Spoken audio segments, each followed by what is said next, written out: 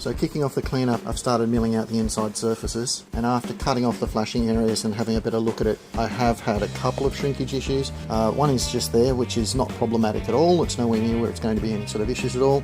The other one there is a little bit more problematic. It's very close to the edge there, but given that it's in the valley between those two pieces, I don't even think it's going to be a problem. So I'm persevering at this stage because I'm pretty sure it's not going to play any real part in the tidy up of this piece. This guy has to go on quite a diet. He's got to lose a lot of material from this area. I had a lot of sand loss there. When I was working on the pattern piece, I did leave this piece capped off. That's where the barrel would normally come out, and I left that as a kind of a dead end sort of area that I could work out once I was more confident on working out the assembly. I know I've said it a couple of times now, but the biggest thing now is that I'm just loving the use of the milling machine. It's taken me probably 10 or 15 minutes to run the mill backwards and forwards on that edge there to make sure that I've got a viable piece. And in the past, the straightness and squareness of something like that, I would just struggle for probably an entire day or more with a hand file trying to get it. And there's no way that I would have ever been able to get the level of cut quality that I've been able to achieve there in just 10 or 15 minutes. So now it's on to the inside areas a little bit more, but so far it's looking pretty good.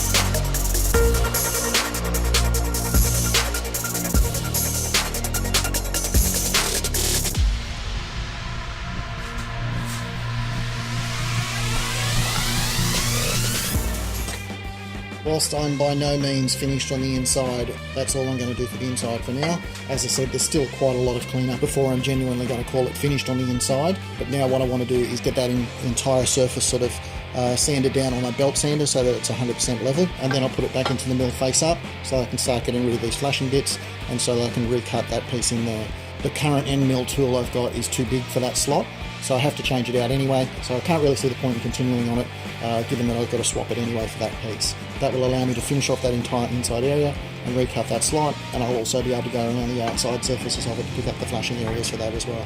Now that the bulk of the other scrap metal pieces have been cut off it, it starts to give you a better idea of what we're looking at, and so far I think it is progressing pretty well. So anyway guys, that's the update for this time.